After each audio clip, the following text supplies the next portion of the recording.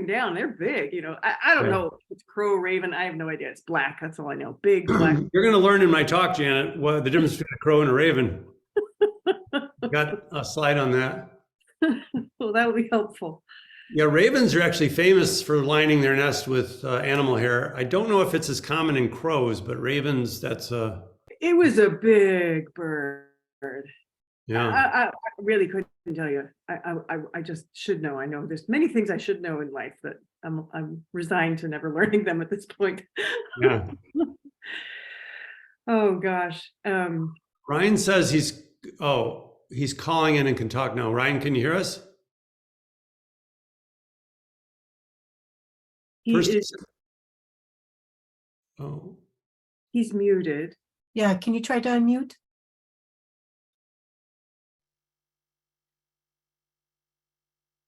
Well, we can't hear you, Ryan, if you're talking now. I can't unmute him. Let me try asking him to unmute and see if that does anything. Does he have a speaking part? He could if he, I thought for Brendan and Ryan, I would just, we could. Does this work? Yep, we can hear you now. Hello? Hey, Ryan. Okay, good. I pushed *6.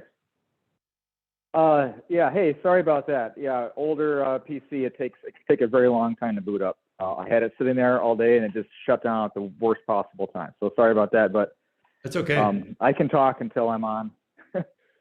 No problem. You can't see the images then? Your screen? No, I can't. No. Not yet. No, I can't. I have faith that your computer will reboot itself in time.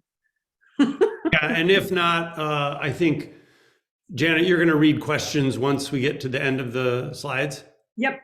And then, you can see how we do it, so the, and for some of these comments, I'm going to click answer live and then done. Go Red Wings. All right, so we are live streaming now on Facebook. All right, Ralph has put a comment in here. Oh dear, John James Audubon, a violent naturalist painter, apparently.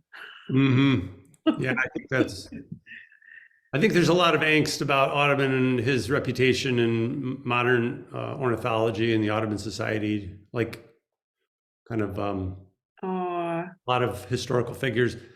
But I mean, he wasn't unusual in using a shotgun to collect birds because they didn't have the optics that they have today. And, it was a different ethic. Any bird watchers still doing this today? I hope not. using like there are biologists that will use, like taxonomists that will use shotguns to collect birds sometimes, but at least they were 20 years ago. I don't know if Ryan, if there's probably some of that still going on.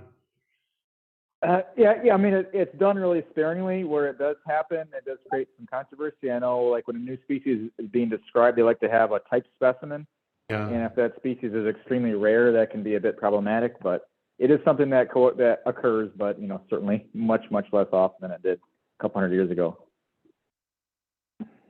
That is good to know. All right, give me a minute to get my act together here. And then I'm going to share my screen, right, Janet?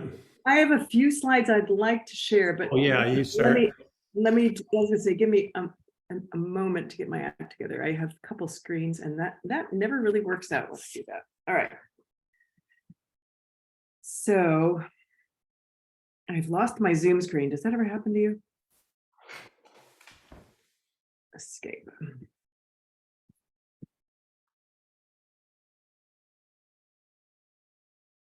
Can you guys still hear me? Yeah. I don't know what happened to my Zoom screen. You have that little zoom in the bottom that you could click on to bring it back up? I'm working on it.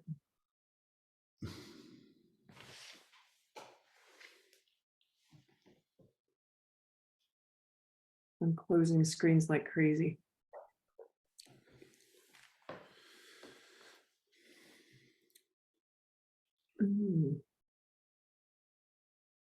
No, I think I'm gonna I'm gonna begin without sharing my, sometimes I feel like these things happen for a reason. And I did have quite a few. So I might close with some of my opening slides, but in the meantime, I think I'm just gonna get started by giving a pretty short introduction to Dave Flaspohler. So good evening, everybody. My name is Janet Callahan, and I am the host of Husky Bites. This is our last episode of season 7. It's hard to believe that we have come so far since summer of 2020.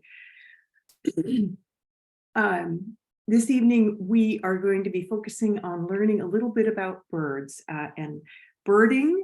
And to lead us off in that effort, we have David Flaspohler, who is serving right now the College of Forest Resources and Forest Sciences and Natural Resources. I got it wrong. Forest Resources and Environmental Sciences. Okay, as interim dean, and where he is also a professor. And with that, I'm going to leave you to say a little bit more about yourself, David, and turn it over to you. Okay, thanks, Janet. And I really appreciate being invited to do this. When I think you invited me back in like September, and I thought, oh, April, that's forever. And here we are.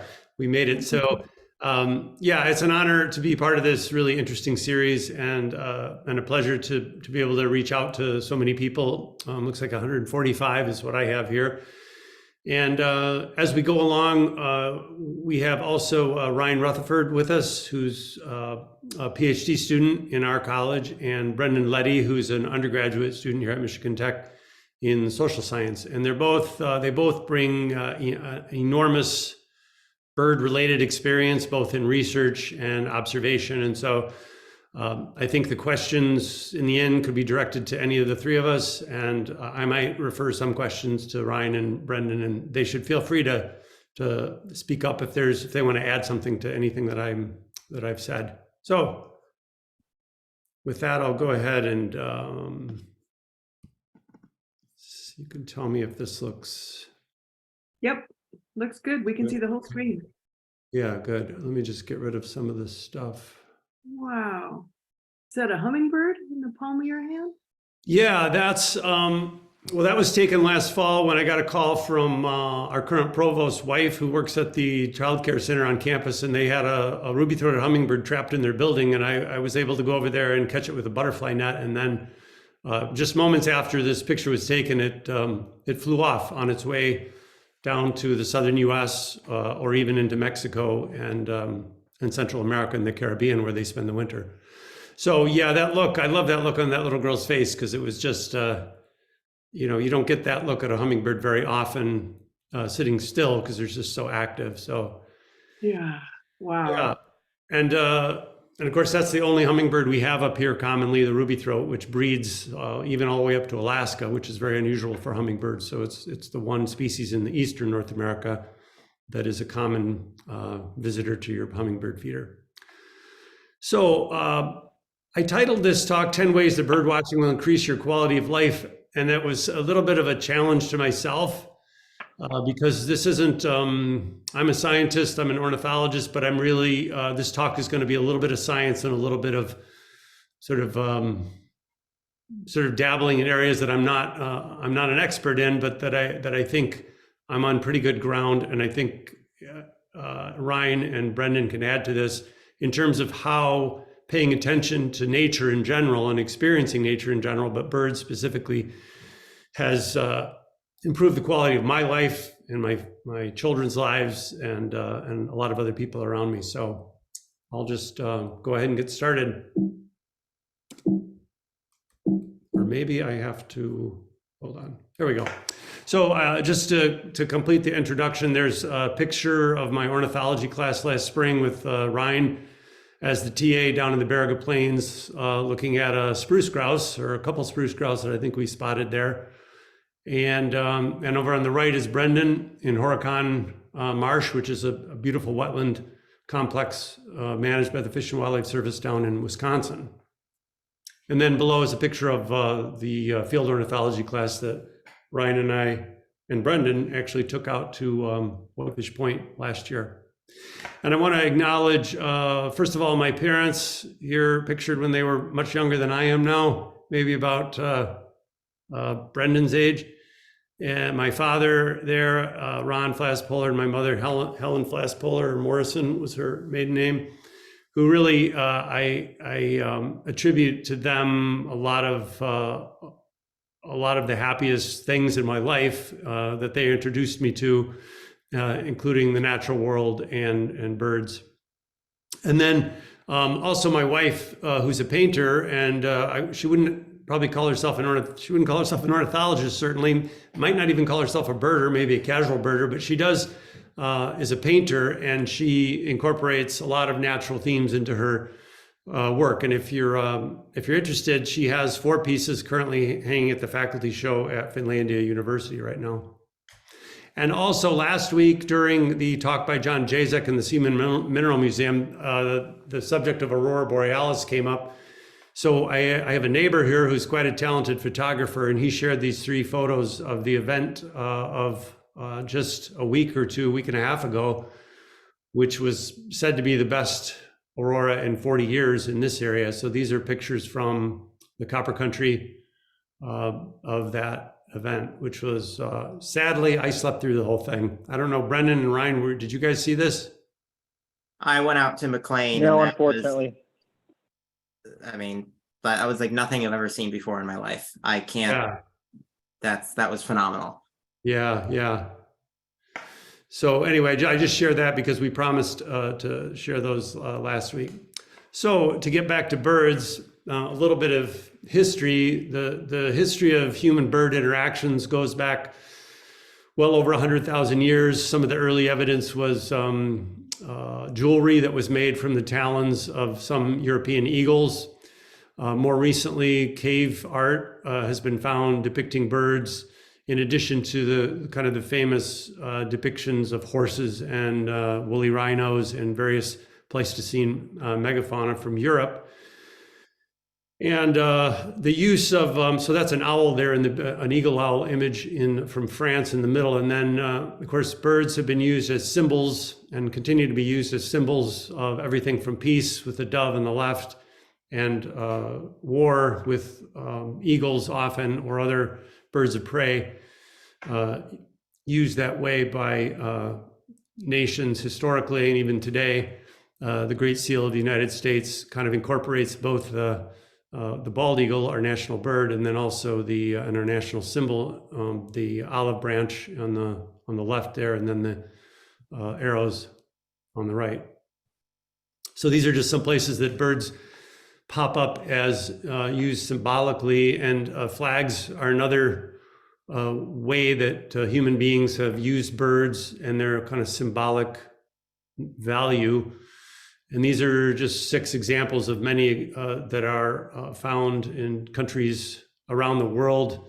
Really diverse range of birds here. There's an eagle there for Mexico, a condor in Ecuador, an albatross in Kiribati, which is a South Pacific island nation. Uganda has a crane, and then a parrot in Dominica, and then the quetzal, which is a kind of trogon from Central America there for Guatemala.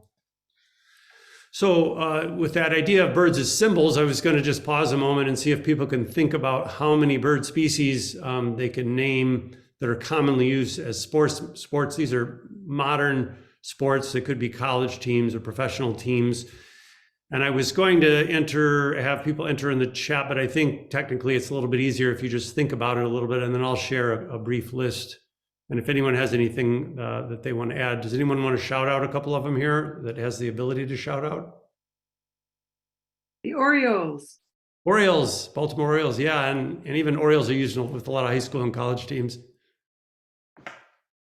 Red Wings, technically. Yeah, Red Wings, yeah.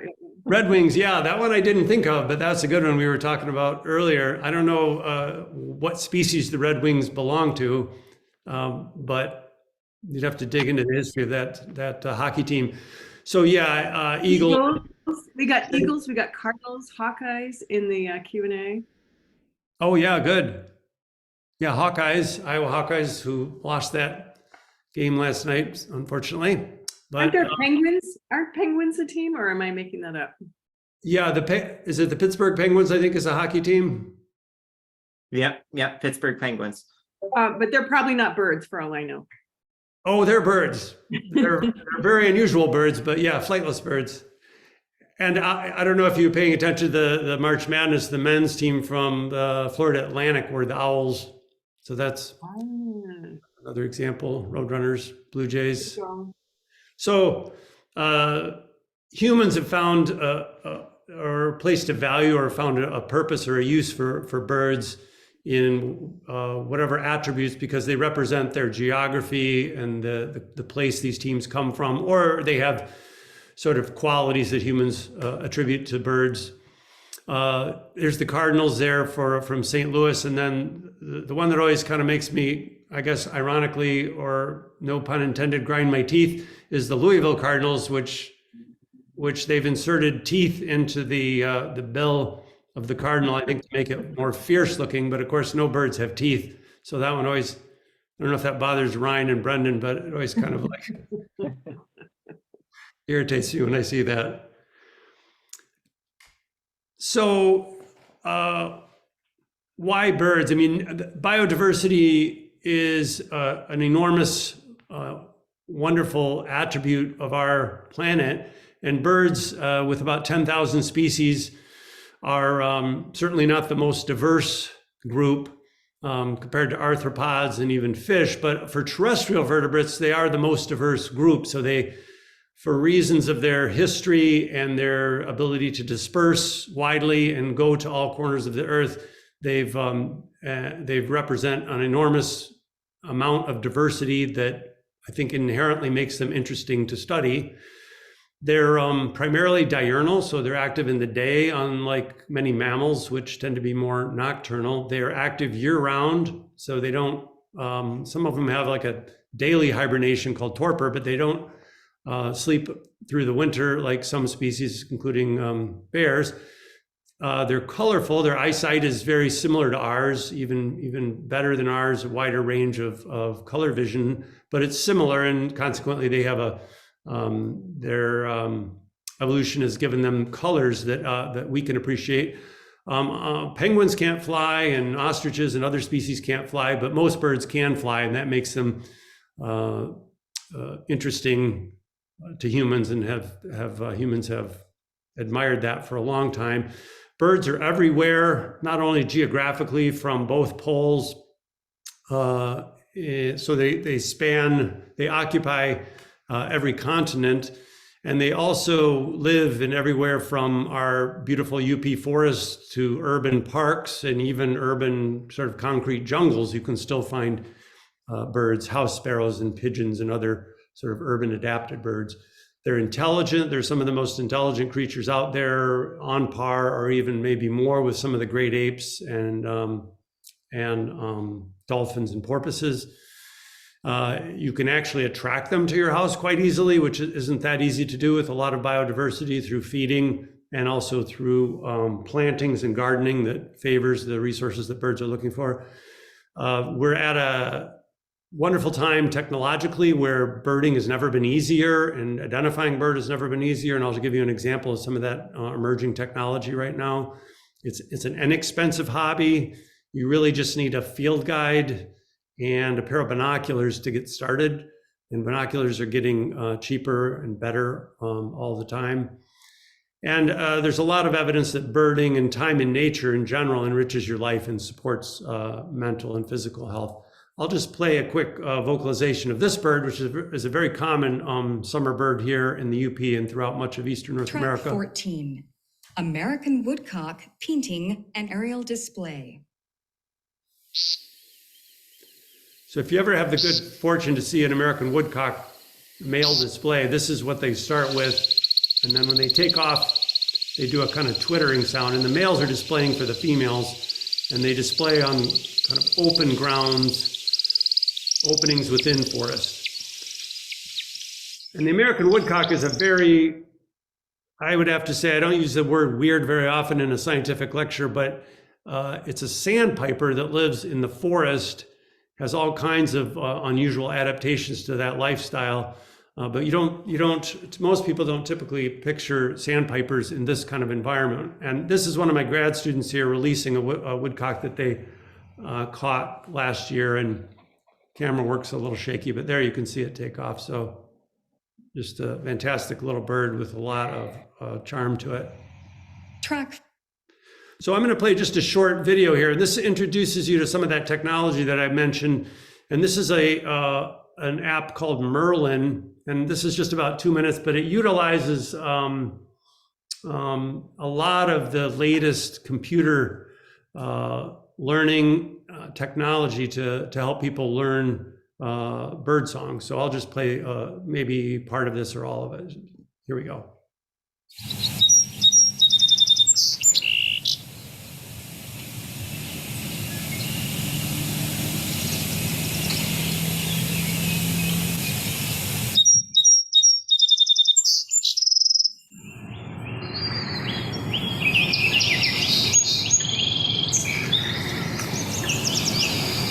Merlin's powered by the eBird community. So all those folks all over the world submitting their sightings to eBird makes it possible for us to build Merlin. And with all the recordings in the archive, we can build this amazing feature through collaboration with computer scientists that helps identify bird songs automatically.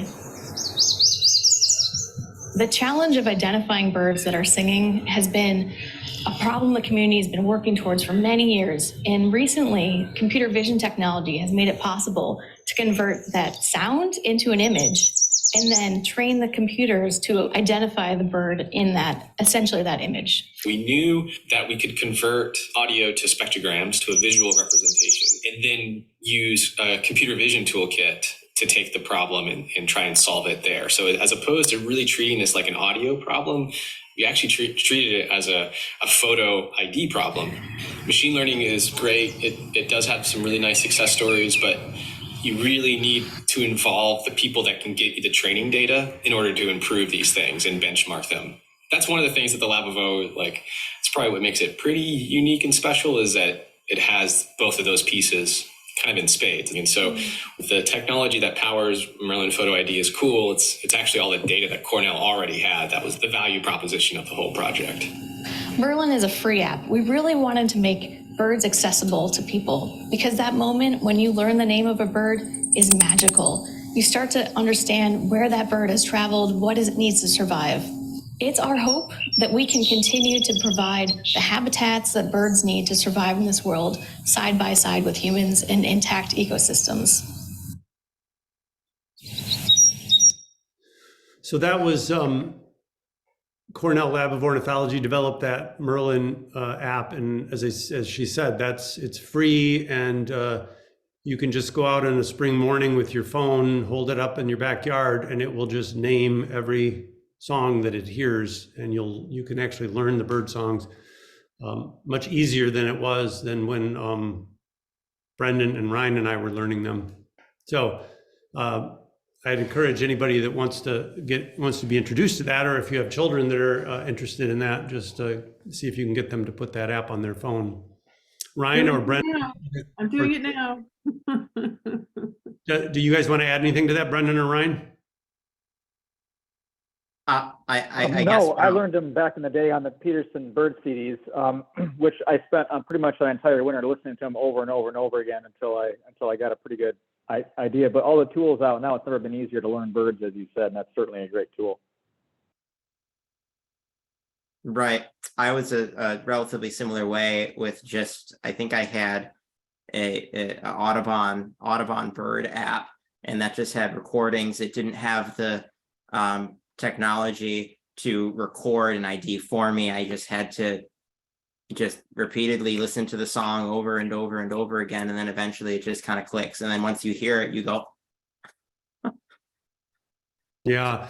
And I was just down in Costa Rica over this last spring break, and it has almost all the birds of Costa Rica in Merlin now too. So I don't know how much of the world is covered by that, but it's really pretty astounding. It's like, I remember this technology being talked about 10 or 15 years ago, and it was, a lot of people didn't think it was going to happen, but it's happened. So just two other pieces of information, and then I have another song quiz for you.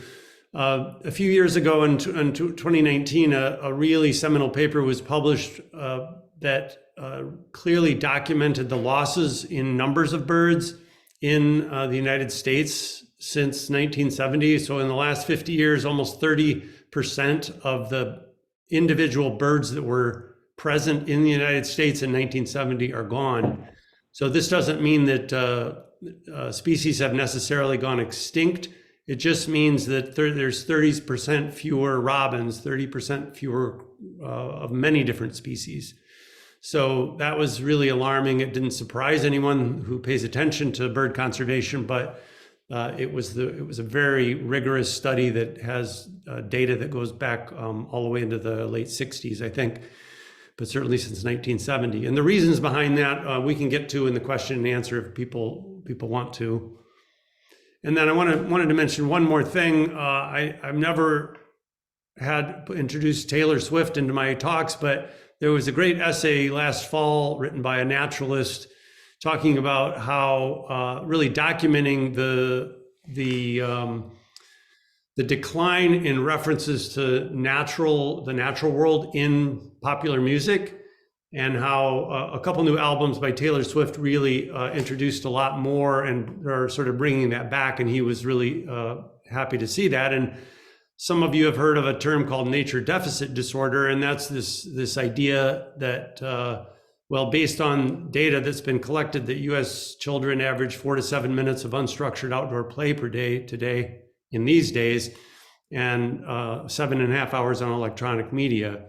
And this, I'm not really bashing electronic media, but I would advocate for a balance, and the things that can be learned and the confidence that can be built in children when they're outdoors doing things and exploring and using their curiosity. And certainly 7 minutes on one and 7 hours on the other seems to be out of balance to me. Okay, so now I have the first quiz question. Now, I think this one, Sue can pull up so I'm gonna play a song of, these are all common birds that I'm sure everyone or almost everyone in the audience has heard this bird 1,000 times, if not 10,000 times in your life.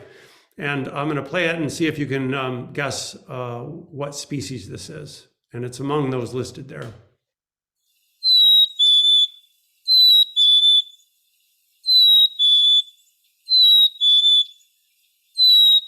Okay, I see the answers are coming in fast.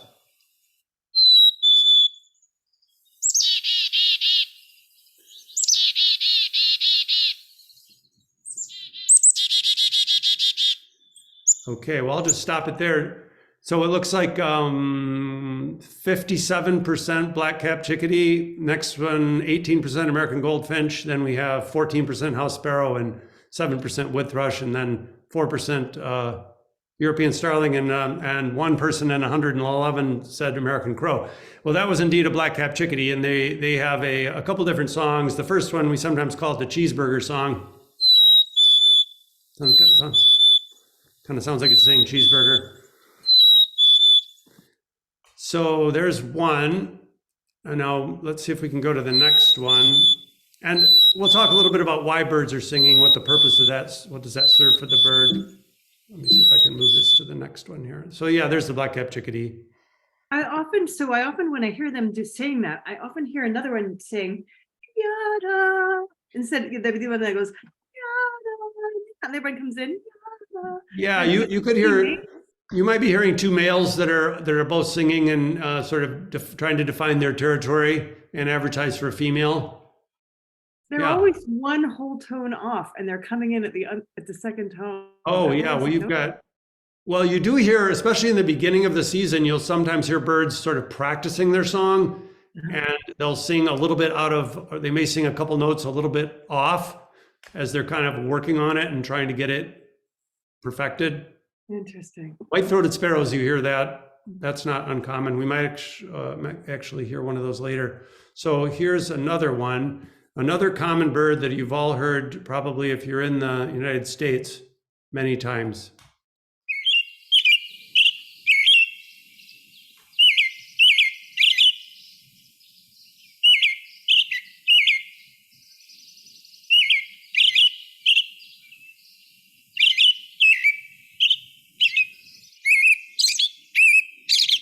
I heard this bird singing just today in my neighborhood in Hancock, Michigan.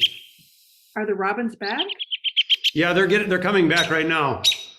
They're not abundant, but there are some certainly. Okay, so that looks like I'll stop that there, and then that one people did well with 74% said it American robin, and I'll pause that. And then we had a few American goldfinches. So it's really that kind of cheer up, cheerly, cheerio, that kind of sing-songy, cheerful quality that tells you that's an American robin. And I've given sort of a habitat indication with the photos. I mean, everywhere from, you can find American robins nesting in old growth forest in the UP, and you can find them in your yard nesting, you know, on your utility light. So they're very plastic in terms of their habitat affinities. Brendan or Ryan, you want to say anything about robins? Yeah, mine came back a couple weeks ago, and they're coming back in larger numbers. This is their time. Nice to hear them. Most likely early in the morning. They stop singing a little later most of the time. And come June, when the rest of the birds are singing, you don't hear them as much. You know, they're sitting on nests, and they'll often have 2 broods throughout the year. Yeah. So that means they'll lay a bunch of eggs and then raise those, and then they'll start over and lay a whole another bunch of eggs. So they're very productive that way. Okay, so you see how we're doing for time. Do I have the same robins coming back? Yeah, there's a lot of, if birds are successful in nesting, many species show a lot of what's called site fidelity, which is they come back to their same territories, not always the same nest site, but sometimes even the same nest site. Oh, okay, sorry. And robins are only coming from, you know, Illinois or southern Wisconsin, or sometimes a little further back, but there are some species that go to South America, come all the way back and nest in the same site that they nested in Minnesota the year before. So for some birds, it's quite a remarkable trek. Okay, here's one here now. This one, I would say when I get questions about songs in the UP, this one comes up very often because it's a little bit of a harder bird to see.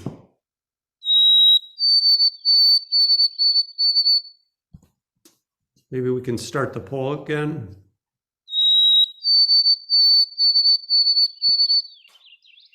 I don't think you gave me that poll question. Oh, didn't I? No, Okay. sorry. That's okay. That was my fault. Actually, there you heard that sort of frequency switch right there in that last song of that white. So that's a white-throated sparrow, and they sing the Poor Sam Peabody, Peabody, Peabody, which is a mnemonic device that people use to help them learn that song. So that's a real clear, bright, beautiful song, White-Throated Sparrow. And there's a picture of it right here. I want to hear somebody sing it. Brendan, can you sing it? Can I sing a white-throated sparrow song? I mean, I can sort of whistle that. Not great. How about you, Ryne? Yeah, not great. I could try, but it might not work well. No, not really. Okay, so this I'll do. I think I have one more here. I'll play. See if... That's a crow or a raven. Now, listen to the diversity of songs as we get through here.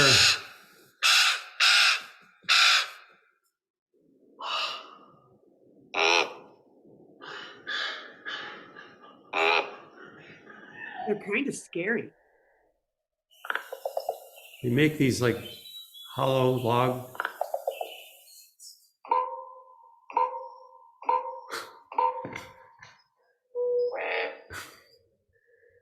Some pretty fantastic sounds. Yeah, they have it's a common raven. It looks like 53% of people got that, and most other people chose the crow. So those two songs are similar. The raven's is almost always deeper and more guttural, although there is a little overlap between them sometimes. So that's a common raven. And there's a raven, and they're more of a kind of a deep forest wildland bird than a crow is. They don't we see them here in Houghton and Hancock, but it's only because we're so close to the kind of closed forest that the ravens like. And they're usually just kind of flying over. And there's I promised Janet I'd show you some pictures of ravens and crows and how you can tell them apart. And some of it is the size of the bill, and then also the shape of the tail. You notice is much more kind of a blur. No, it was a raven who came down for my dog hair. Yeah, Definitely. well, they would love that. Ryne, do you know if crows line their nest with hair the way ravens do? I really don't. I know ravens bring all kinds of crazy stuff to their nest. One time out in the wilderness, just doing general surveys, I found like a milk ring, a coin, a piece of Play-Doh, and I was wondering what was going on. I looked up, and there's a raven nest with a parent and two young looking right down at me. So they bring all kinds of weird stuff back to their nest. Oh, that's good. That's and a good story. they're really attracted to shiny human-made items, and they'll take them way out to their wilderness nest. That's hilarious. Yeah, and ravens and crows belong to the Corvidae family. They're sometimes called corvids, and they're among the most. It's hard to use the word intelligent because that's a hard thing to measure really objectively. But they can problem solve. They can make tools and use tools. They do a lot of things that we associate with like higher level learning. Let's see how we're doing with time. 32. Maybe I'll move through this. I had some winter wren stuff, but I want to.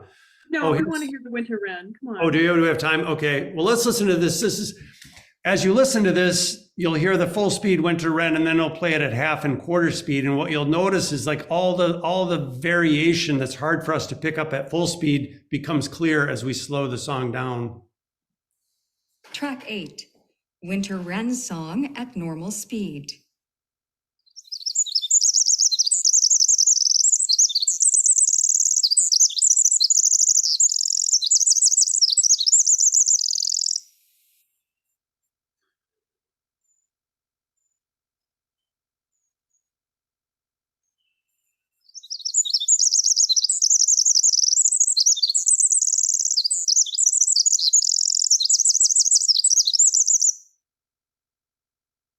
Winter wren song, 1/2 normal speed.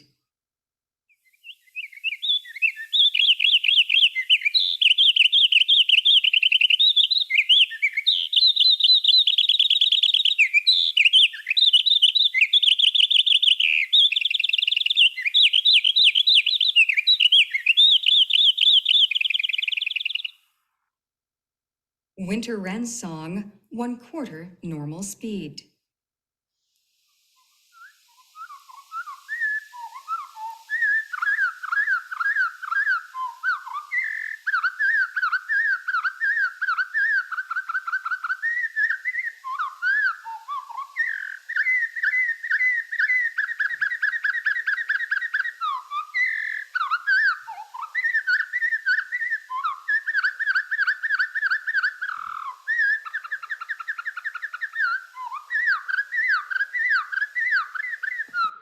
So what you can kind of appreciate better at those slow speeds is just how complicated that song is and what the bird is doing with like little repeated sections and then variation and then other repeated sections, very much like a jazz musician, and never singing the same song twice. So they're constantly changing it and varying it, and really the winter wren, and it's also one of the longest duration songs of any bird in our area. So I think what that suggests is that there's a lot of information in that song that bird is including that is then being evaluated by potential mates. So females do sometimes sing in many species, but it's primarily the function of song for males is to attract a female and also to advertise a sort of territorial possession of a certain territory for breeding. So any comments on any of that from either Janet or Brendan or Ryne? If you ever find yourself in Copper Harbor, go to Estivant Pines, and I would say probably by like late April, May timeframe, winter wrens are singing everywhere up there. It's beautiful area that is nice mature pines that are over 100 years old, very thick and very dense, moist understory. And the winter wrens, they just love it. They love it. Where is it again? Estivant Pines, it's in Copper Harbor at the tip of the Keweenaw. Okay. Yeah, it's what, 150 or so acres of old growth white pine. So yeah, so the winter wrens will be here in another 2 or 3 weeks arriving. So here's maybe, I think I may have 2 more questions. So which of the below is not a reason birds vocalize? I don't know if, there we go, there's our poll.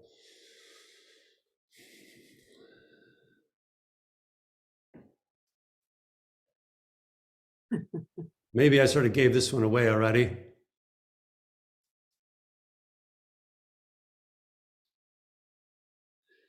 So yeah, birds are attracting a mate, defending a territory. They have other vocalizations to sort of contact calls to maintain acoustic connection with a flock or with a mate. And sometimes they'll vocalize different sounds to frighten away predators, but they're certainly not doing it for our benefit. However, we're the lucky, we're in a lucky position that we can enjoy that beautiful song of so many birds. So, but that's a little bit of on why birds sing and the functions of song. And then this is the last poll, I know. And so we're up here in a cold place, and you can read that and go ahead and answer much of the year. But yet we have some of the most species-rich breeding bird communities in the summer. And so not a lot of birds in the winter, but lots and lots of species here in the summer. Let's see how people come in here. This one's a little trickier, maybe. Oh, so what percent of bird species that are found in the UP in summer stay around the entire year?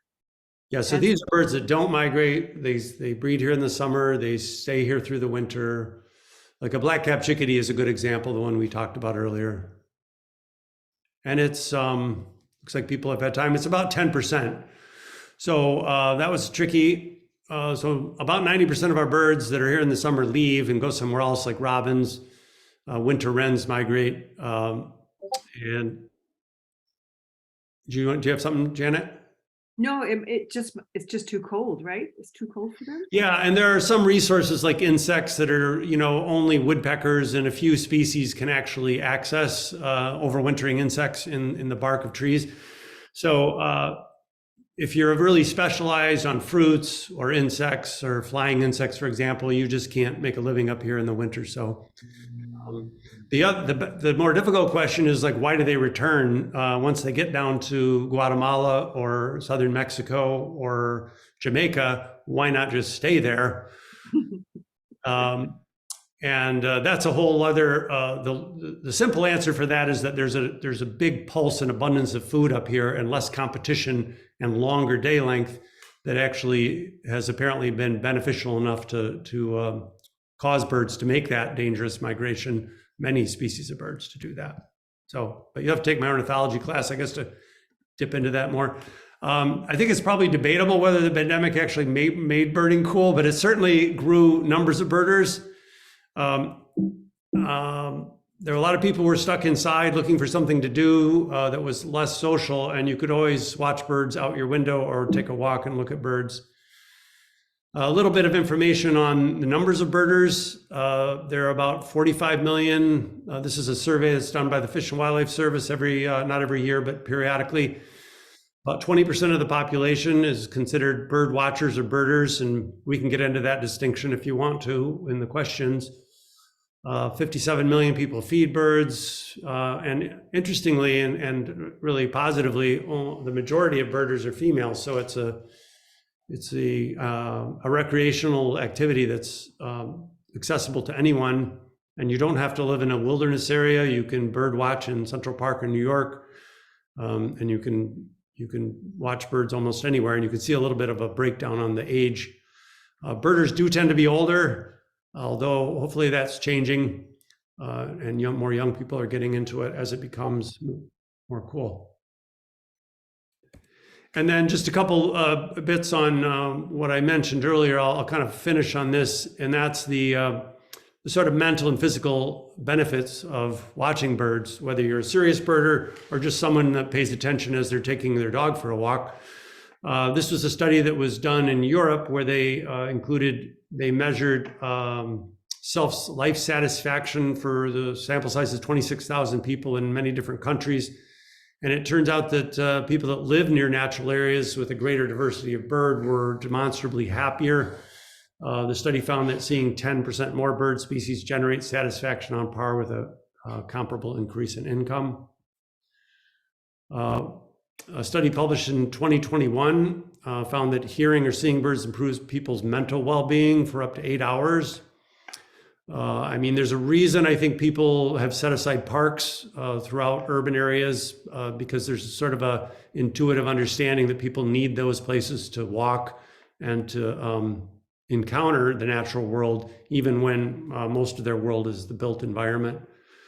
So just quickly, exposure to nature has been shown to promote recovery following surgery. That was a really groundbreaking study. You can look that up yourself if you want.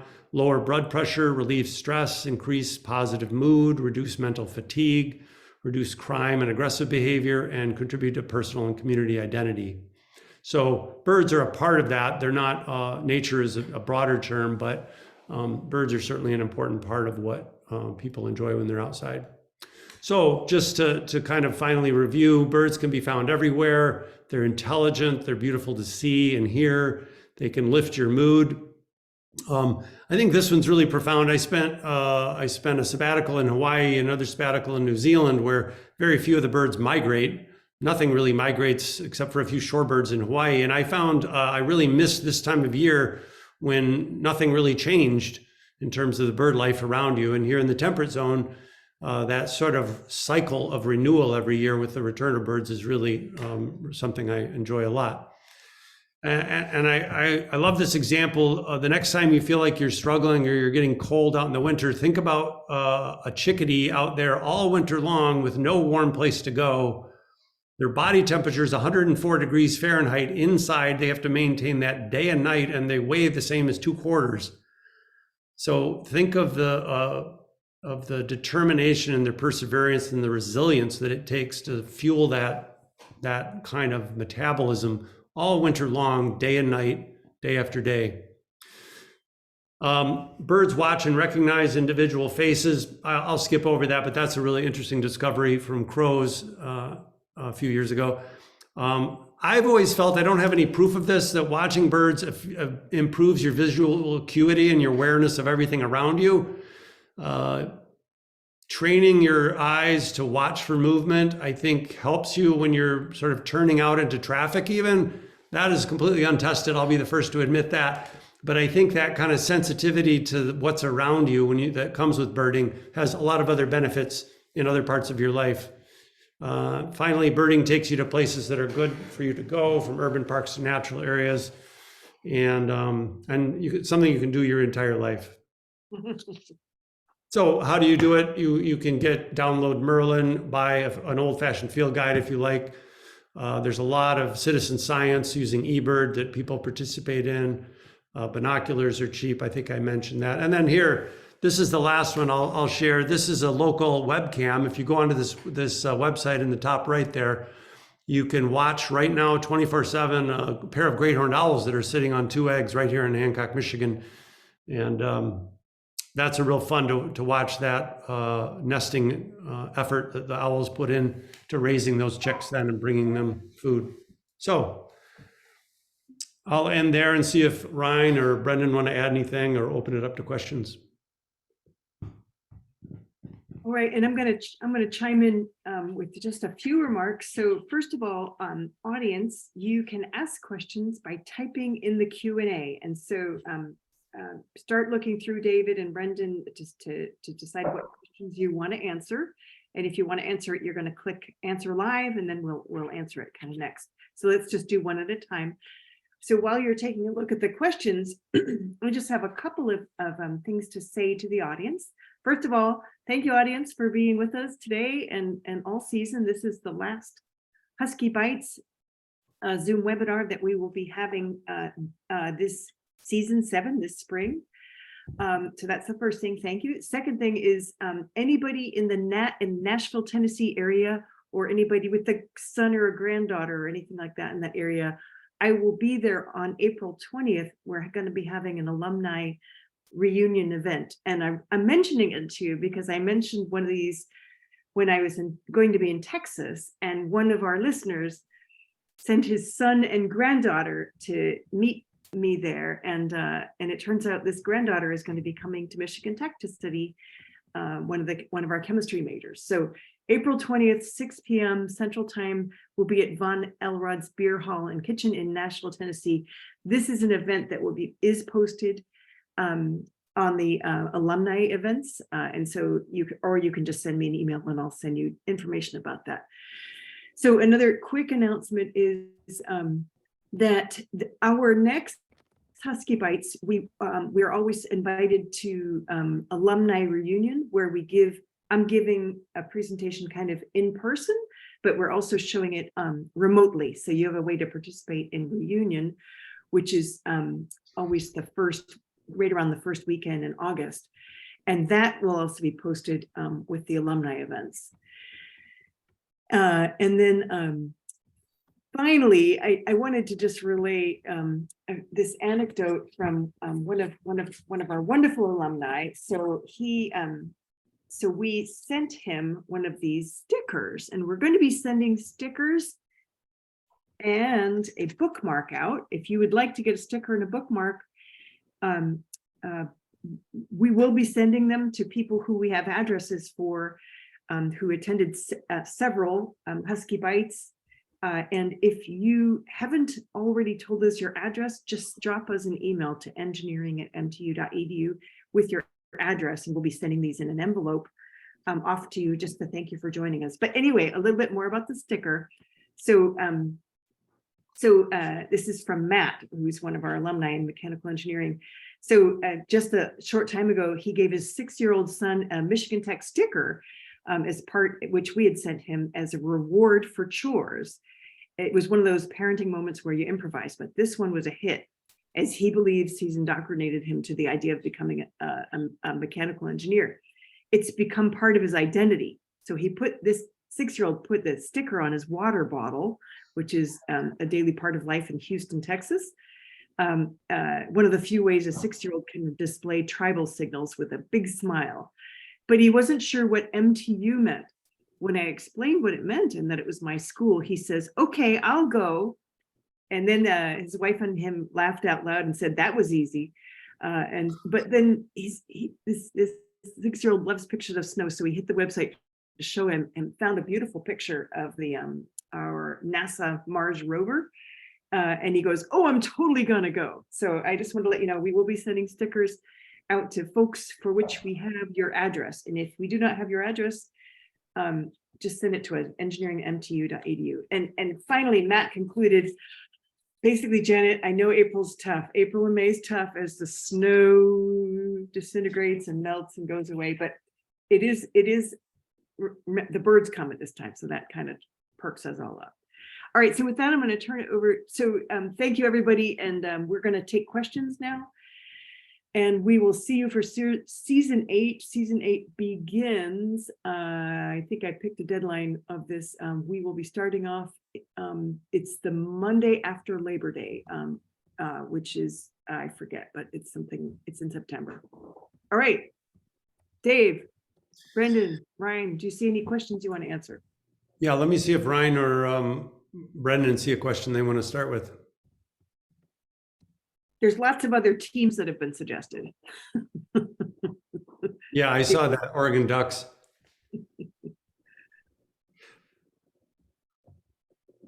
I could start with, there was somebody said, what size and type of binoculars are best for birding? I think most people are happiest with about an 8 power. And then the second number is the aperture opening. And so about a 5 times the magnification is what you're shooting for. So like 8x40. Those are good kind of general purpose. 8 is the magnification, 40 is the sort of the light gathering capacity, and you want bright binoculars. So I would steer away from any kind of small compact binoculars unless they're sort of really high end, because they tend to be darker, and they, like on a cloudy day in Houghton like this, they're not going to perform as well for you. So I see, can you hear me okay? I can hear you. I can't see you, but Okay, yeah, it says the host has stopped my video, but anyway, I see a question here from Jerry Wolf, and he says, what's your least favorite bird and why? And what comes to mind for me is the Australian emu. So I was in the outback, and I was making some burgers on a grill, and an emu came up out of nowhere and grabbed a burger and ate it, which was okay. I still had another 4 or 5 left, but then he came back for the next one, and I have a family to feed there, so I wasn't going to let him get my burger. So I took my water bottle and I threatened him with it, and he was still coming, and I had to bash him on the head several times to get him to back off. But that was our food. That's all that we had. So that was pretty intimidating to see a bird that was taller than me with a head almost my size stealing my food. So I still like them, but that's one time I wasn't particularly happy with that emu. That's hilarious. good story. Brendan, you have any questions you want to? Well, I see one that says the Keweenaw is in which migration flyway, and maybe I get some help answering this question, but I believe we're in somewhat of an overlap, mainly the what I would call the eastern, like the Mississippi flyway, if you will. Yeah, and I think the flyway idea holds some. It's valuable for certainly waterfowl and birds that tend to follow sort of geographic features like rivers and coastlines.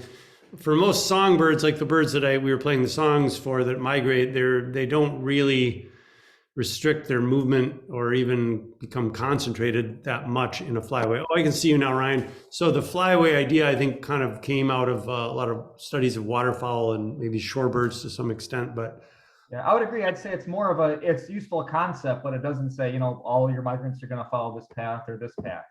yeah. It just shows a path of concentration for certain taxes you alluded to.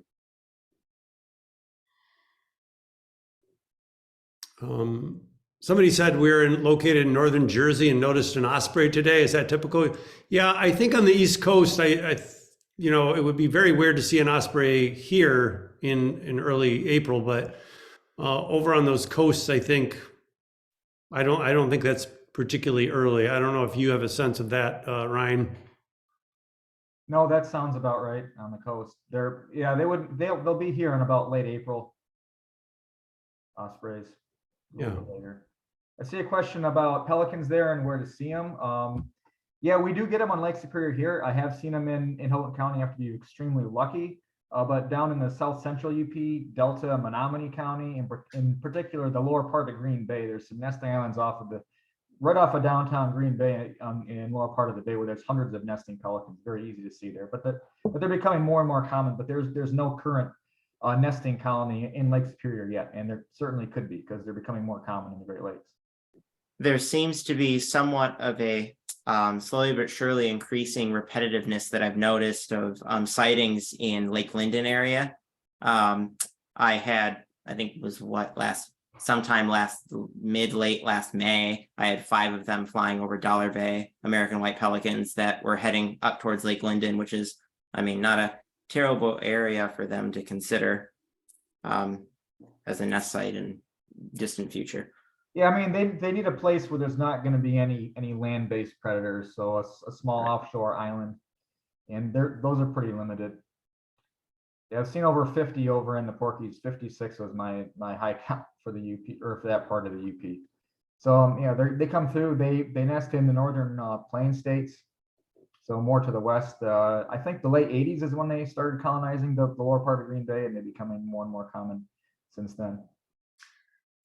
Somebody has a question or an observation. I see robins here year round. It is true that some robins don't actually migrate. They're kind of considered a facultative migrant, meaning unlike some birds that it's impossible for them to make it through the winter, robins can by eating fruits and sometimes other things, aquatic insects. Sometimes if there's muddy streams, they can find food. And so some years you'll see robins pretty regularly through the winter, and they're not necessarily early migrants. They're just ones that have decided that they think they can make it through the winter. So James suggests we have a birding hike session during summer alumni reunion. David? That sounds fun. I Yeah, will- we could go I'll suggest that to Jen. I will take that as a action item, and so that might be volunteering you. Yeah, that sounds fine. I love to do that kind of stuff. Is that in what is that? September? It's around. No, it's first. It's early August. It's usually the Early first August. Thursday and Friday of August. Yeah. Yeah, we could go down to the Nara trails or somewhere, tech trails. I will send an email to her and copy you at the end of this. We're not promising it will happen because they have a lot of things they do during reading, but I think that would be really fun. That's a good idea. Yeah. Somebody mentioned we have crows here in Washington, not ravens, and then there's some other comments. I kind of skipped over that, but there was a really interesting study where they were capturing crows and banding them and releasing them. And they noticed that the crows that they had caught would scream and cry and put up a big fuss when the same person who had banded them showed up again, just as they walked under the trees. And so they did an experiment with masks and repeated it with different people with the same mask. And what they discovered is that crows recognize individual human faces. And they were really reacting to the person that had kind of caught them and persecuted them momentarily, and not much to people who they thought were friendly or not really representing that kind of threat. So so it really was like, it's your face. You're not just an anonymous human to a crow. You're actually an individual. Pretty interesting. There's so many questions out here. Andy wrote something that a really gross question that I'm not going to read, but it made me laugh. Can bald eagles poop a 50-foot stream? Can they what? Poop?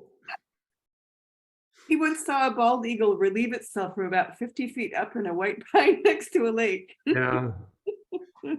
I know there's a really funny paper on projectile pooping in penguins. I think someone did their master's or doctorate on it, but actually showing, the force required to get just the right angle to make it just out of the nest, and it was this really complicated physics equation that they had incorporated into it, and they even had drawn diagrams of the penguins kind of bent over, relieving themselves out of the nest. Really what does this come to? All right, we have to change the subject. So is there any way to know what a specific bird song call means? Like if I hear it in the wild, can I know if it's mating, fighting, other communication, etc.? Definitely. I would say in most contexts, like a chickadee, when it's saying chickadee dee dee dee, that's not it singing to its mate necessarily. That is more so a I would say a contact, or often aggression, if you will. If it finds like a eastern screech owl, for instance, that is like roosting in a tree, you'll hear a bunch of chickadees going at it. So yeah, they did. Actually, it was a really interesting study, maybe 10 or 12, maybe it's 15 years ago now, where they presented chickadees with different potential predators, from small owls, even smaller than a screech owls, and then up to bigger threats. And they learned that they sort of encode in the number of DDDDDs the degree of alarm, the degree of threat, because they're communicating to all their other chickadee flock mates.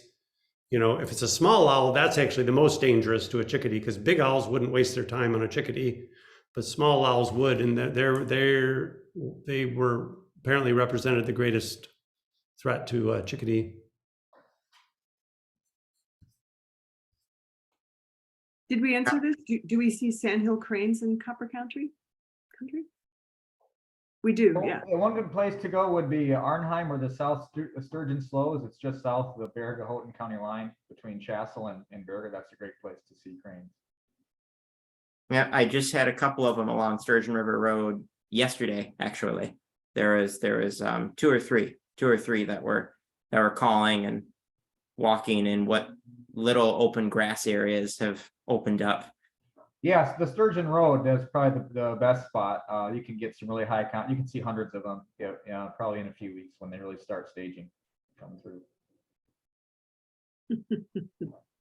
I love this. Marcia says the woodcock is nocturnal, correct? Now I know what makes that call I hear in the woods behind my house at night. Thank you. I sort of answered. Yeah, they are. I mean, they're active in the day, but they call mostly at night, right at dusk. So they're not easy to see, woodcock, and they're very cryptic. And I think somebody else, to take it back to the poop theme, somebody else asked a question: does a woodcock poop near its nest? And as Ryne sort of suggested with penguins, birds are actually very fussy about keeping their nests clean for obvious reasons, for hygiene and pests and bacteria and things. So they usually are pretty fastidious around the nest. Yeah, American robins actually, and I've seen this myself, it was quite horrid to watch as a, up and coming birder watching an American robin eating poop out of its young's nest, but they do that, from my understanding, as it's because it cleans the nest, and B, because it's protein.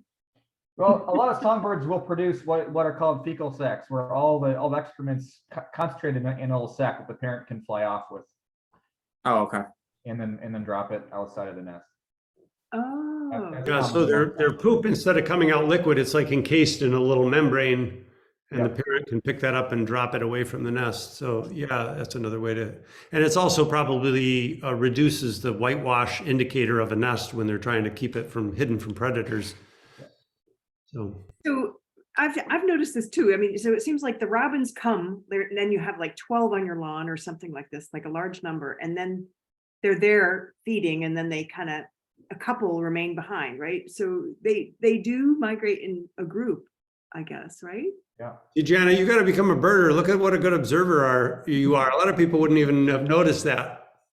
Yeah, because you're seeing the migratory push of many robins as they're moving and maybe choosing your yard for a few days, and then they disperse. But a few of them will set up territories then. All right. And there's a certain dense. Go ahead. One of our alumni notices this too. His yard is even healthier than mine. He had a quick count of over 60 of them in his yard. So I'm going to state the obvious. So using pesticides and fertilizers and stuff isn't probably helpful to our robins when they're trying to get worms and things. No. Which explains all the weeds in my yard, everybody. I'm trying to be healthy to the, Well, didn't somebody say a weed is just a plant that nobody's discovered a use for yet or something? But, I think diversity of plantings in your yard and using a minimal or no, herbicides and pesticides, I think that's good for a lot of biodiversity, but certainly for birds. No, my neighbors think I'm nuts because I do a lot of hand weeding of certain kinds of things that I'm trying to, that spread out like this, so that makes it hard for any grass to grow, and plantains and stuff. But I swear that's what the birds like. It makes, I think that's where the best worms are, is underneath those big leaves.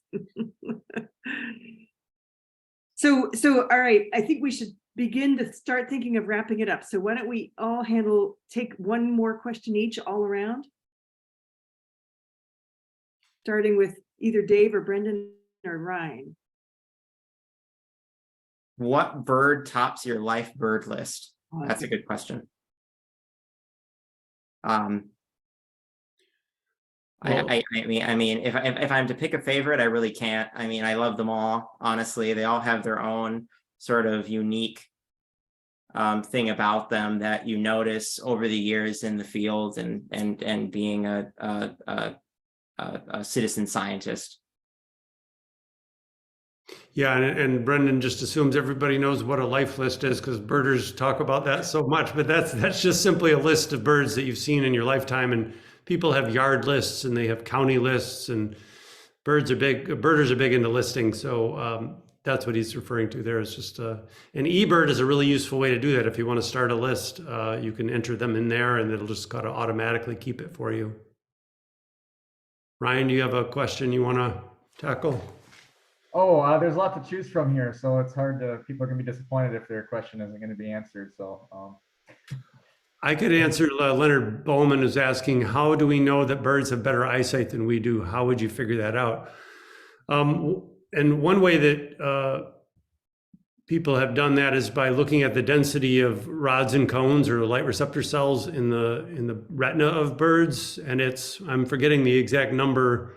The one that's often used is a European hawk called a buzzard. It's not actually a vulture, but it's do you remember that, Ryan? Is it like 6 times as many or 3 times as many, the density of light receptor cells, which is probably analogous to kind of the granularity or the sort of density of pixels, maybe Yeah, not only that, but their flicker fusion frequency is much higher. So the amount of images that they can see in any given second is much higher. So when they're flying quickly, they're able to make that turn at just the last minute. Whereas, you know, we would certainly miss it if we're moving that quickly and hit whatever target. So that's another element of visual acuity that might not get as much attention. I know one way that contributed to understanding that they see UV light is that some small mammal urine actually fluoresces when it's exposed to UV, and we don't see it, but they did an experiment with kestrels in Europe, and they artificially, I don't know where they got all the small mammal urine, but they got some small mammal urine, and they basically enhanced it in some fields over what were the background rate, and they saw that the birds spent a lot more time flying over those fields thinking, boy, there must be a lot of mammals in this. And it was invisible, the urine's invisible to our eye, but apparently those kestrels could pick that up. Oh, I'll be darned.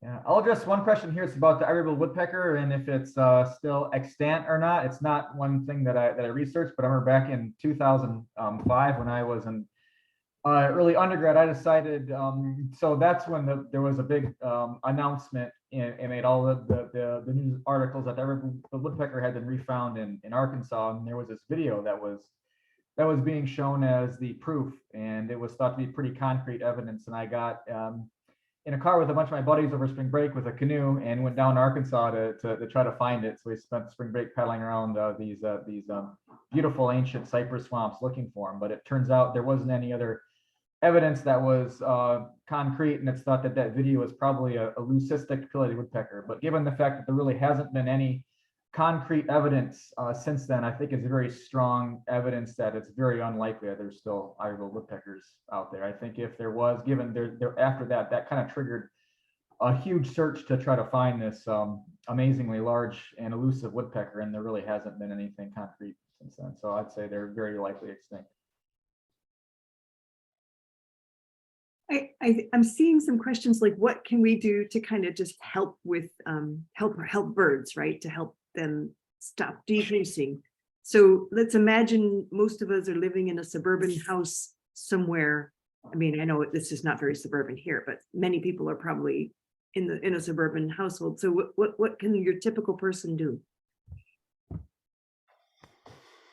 Well, I mean, I think you can broaden your understanding of birds by just paying attention to them. You can, and I think that can lead to participating in your local Audubon Society, joining that. I mean, they do work to protect habitat for birds, and you can support rehabilitation. Some people are really love the idea of supporting rehab or helping injured birds recover and then be re-released into the wild. Don't let your cat outside. Yeah, you can certainly keep your cat indoors. Cats, I talked about that 30% of birds disappearing in the last 50 or 60 years in the United States, and cats are a big part of that, sadly, domestic cats that are outdoors. So we got a cat a few years ago, and I take it outside and put it on a leash and walk it, and my brother teases me about it. He said, the first time I said it, he may be on this call, I think, he said, "Oh, you're one of those kind of people." But I'm telling you, it's like really quality time with my cat. The cat gets like everything it wants in the grass and the smells and the sights, and then, you know, nobody gets hurt.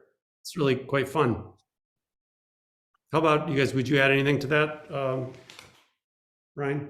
Yeah, I mean, I would say help elect politicians that are supportive of the fact that we have a biodiversity crisis here that's urgent. We need to take care of it. And I mean, there's a lot of little feel-good things that we can do as individuals, but really what we have to do is more collective as a society. I'd say one good example, having traveled all over the world to see birds, one place that has got it right is New Zealand. You can turn on the TV and the children's cartoons. They're native birds. You go to the grocery store, the kids get little packs of like, you know, baseball style cards with all their native birds on them, and they have massive, overwhelming support of protection for their country's biodiversity. So even though they've already lost half of their land birds, those species that are left are actually mostly increasing in number, and it's just from widespread public support. Good. No, very, very good. So I mean, yeah, just kind of tooting the horn there, like we're doing, talk about it, get politicians behind it. Yeah. Well, and everybody loves birds. I mean, it was interesting just watching Dave. I don't know if you noticed it, but as you were playing the bird songs, I was just noticing Brendan grinning, and of course I was smiling, and I bet everybody out there was smiling just to hear songbirds. I mean, you know, it has been a long winter here, so but you brought me joy today, so thank you. Oh yeah. And everybody, thank you for your time, and audience, you know, thank you for your loyalty, and for those of you who are joining us for the first time, this is a regular thing. We always learn something new, and I definitely learned a lot today. So really, really, really appreciate your preparation, and especially the songs. Thank you, David. Thank you. Yeah, my Ryne. pleasure. Thank you, Janet, for inviting me in, and thanks everyone. All right, we'll see you in the fall, first Monday after Labor Day, and have a good summer. Go Huskies. Yeah, go any Husky. Good night, everyone. Good night.